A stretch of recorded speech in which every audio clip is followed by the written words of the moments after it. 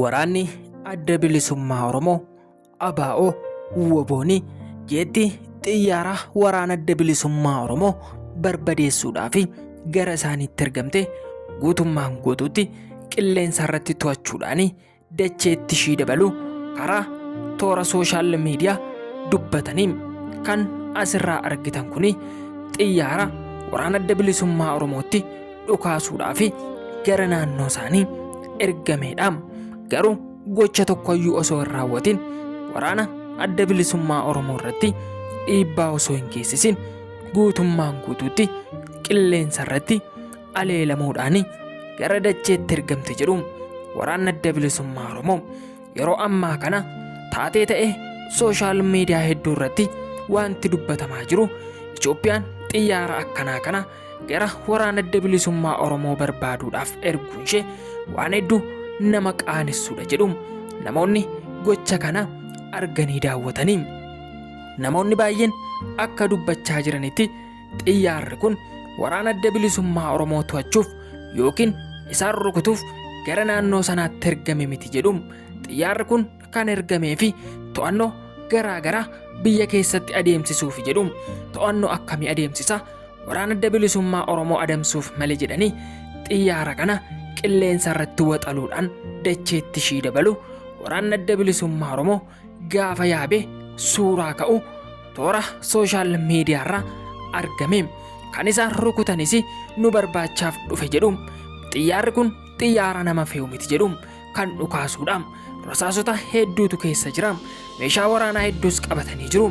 Garuu osoo isaan nun argatin nuti dursine argannee qilleensa irratti isaan waanne jedhu. Waraanni adda bilisummaa Oromoo injifannoo guddaas gonfachaa jira jedhu. Yeroo ammaa kana egaa xiyyaarri kun samii irraa gara lafaa ergamte akkuma suuraa asirraa argaa jirtan kanatti waraana adda bilisummaa Oromoodhaan booji'amte guutummaan guututti gubattee barbadooftee jirti. Garuu wanti angar guuteetti ta'aa jiru dubbii kanaan oliidha. Waraanni adda bilisummaa Oromoo kallattii garaa garaatiin lolaa geggeessu yookiin tarkaanfii hedduu haa fudhatu malee uummanni godina Wallagga Ba'aa dararaa garaa garaatiif saaxilamaa jira jedhu. Angar guuteetti humni finxaalayyaa Amaaraa Faannoo humna isaa gara sanatti fullaasuudhaan uummata irratti dararaa garaa garaa geggeessaa jira. Dhukaasa irratti banee uummata qe'ee irraa buqqisaa jira.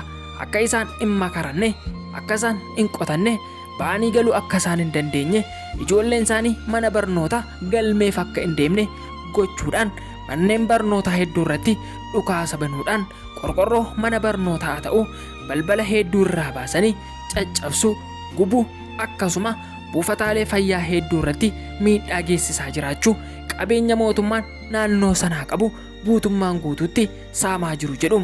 Kan isin dhibummoo gaaratu jira. Gaara sanatti ol ba'anii waraana adda bilisummaa Oromootu angar guutee keessatti argamamoo maaliif uummata irratti dhukaasu inni jedhummoo gaaffii guddaadha.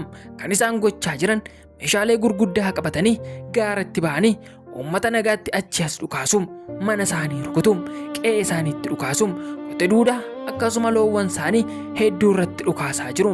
Kaawwan lubbuun darbanii guyyaa kaleessaa qofa loowwan osoo hin taane namni Oromoo ta'e namni 36 lubbuun akka darbitu dhaga'amaa jira.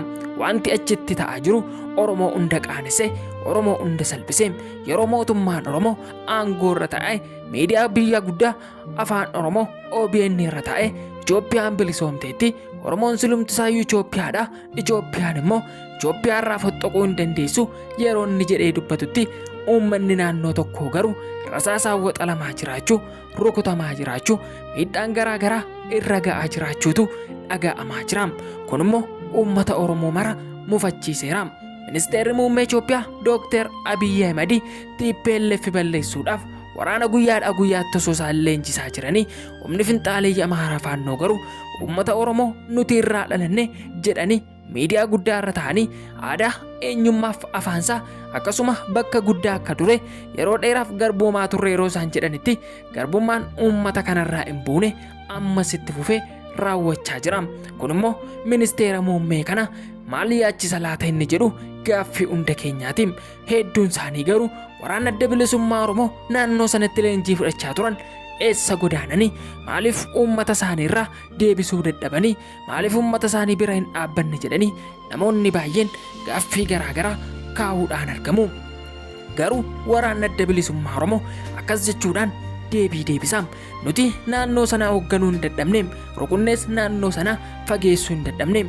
Gaafa nuti humna finxaaleeyyii kana rukunnee naannoo sanaa baasnu mootummaan waraana isaa nutti ergee nu adamsaa. Osoo nuti hin beekin karaa ta'anii nu rukutu, nuti uummata keenyaaf dhaabbachuu hin dandeenye jechuun waraanni adda bilisummaa Oromoos komii qabu dhageessisaa jira.